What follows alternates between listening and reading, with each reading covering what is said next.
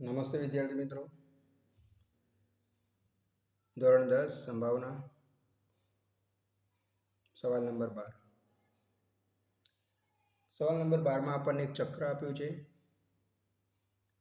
તેમાં 1 2 3 4 5 6 7 8 એમ અંકો આપેલા છે અને ચક્રમાં એક તીર દર્શાવેલું છે.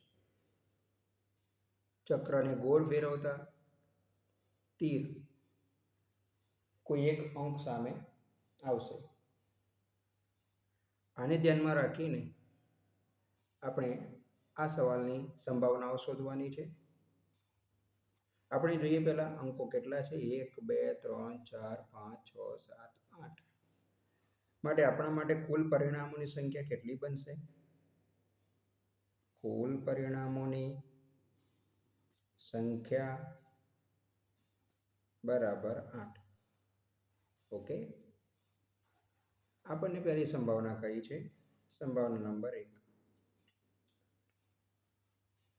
તીર 8 તરફ નિર્દેશ કરે. ઘટના એ તીર શાના પર નિર્દેશ કરે? 8 તરફ. હવે આપણી પાસે ચક્રમાં તમે જુઓ 8 કેટલી વખત આપેલા છે? આપણે 8 જોઈએ તો 8 એક જ વખત છે. માટે ઘટના એના પરિણામોની સંખ્યા કેટલા થશે? 1. 8 એક જ વખત છે. ઓકે,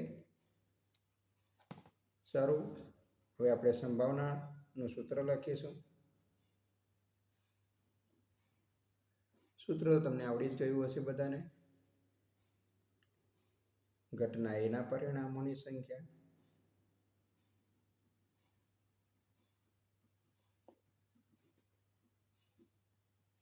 છેદમાં લખીશું કુલ પરિણામોની સંખ્યા.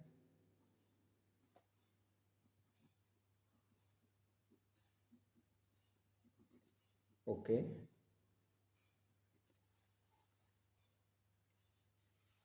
ઘટના એના પરિણામોની સંખ્યા કેટલી છે? તો હમણાં જો આપણી પાસે 8 એક જ વખત છે અને કુલ પરિણામો કેટલા છે? 8. તો આપણે પહેલો જવાબ બને છે 1/8. બરાબર છે. આપણને બીજો સવાલ પૂછ્યો છે જેને આપણે ઘટના B કહીશું. જેમાં લખ્યું છે કે તીર અયુગ્મ સંખ્યા તરફ નિર્દેશ કરે.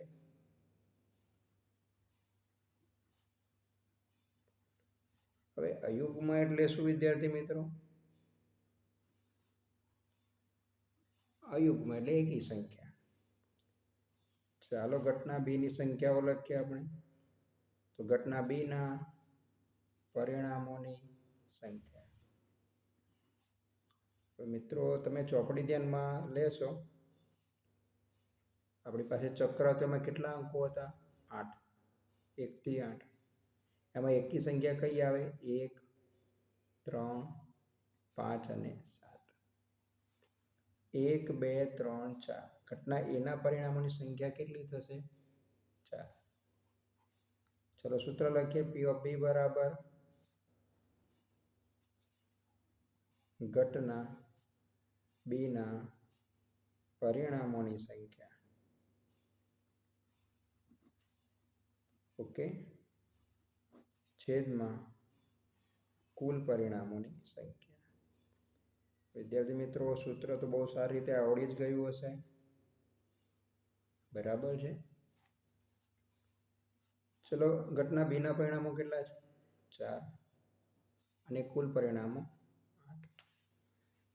હવે આને છેદ ઉડાવીએ તો 4 એકા 4 4 દુ 8. તો આપણો મુખ્ય જવાબ બનશે 1/2. બરાબર છે મિત્રો. મિત્રો આપણો ત્રીજો સવાલ છે. તીર 2 કરતાં મોટી સંખ્યા દર્શાવે. આપણે એને ઘટના C કહીએ. તીર શું બતાવે છે? 2 કરતાં મોટી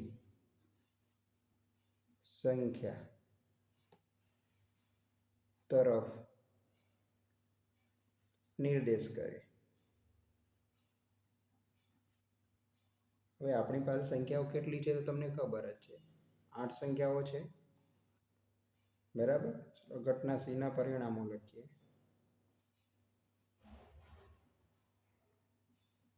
ઘટના સી ના પરિણામોની સંખ્યા 2 કરતાં મોટી કઈ કઈ આવે? અહીંયા જાણકારી માટે લખું છું 3, 4, 5, 6, 7 અને 8. પરિણામો કેટલા થશે? 1, 2, 3, 4, 5, 6. સૂત્ર લખીએ હવે. P of C બરાબર ઘટના સી ના પરિણામોની સંખ્યા છેદમાં કુલ પરિણામોની સંખ્યા.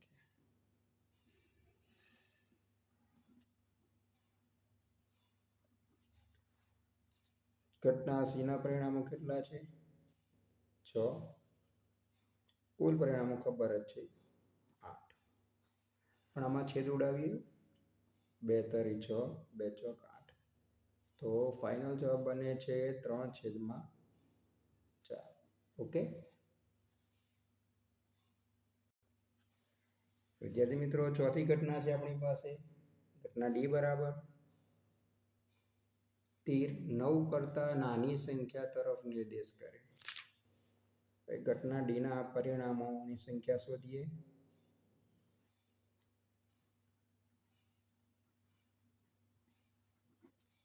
ઓકે, ઘટના ડી ના પરિણામો કેટલા બનશે? બહુ સહેલું છે તમારા માટે. 9 કરતાં નાની 1, 2, 3, 4, 5, 6, 7 અને 8. તો કેટલા પરિણામો થશે? 8. સૂત્ર લખીએ. P of D બરાબર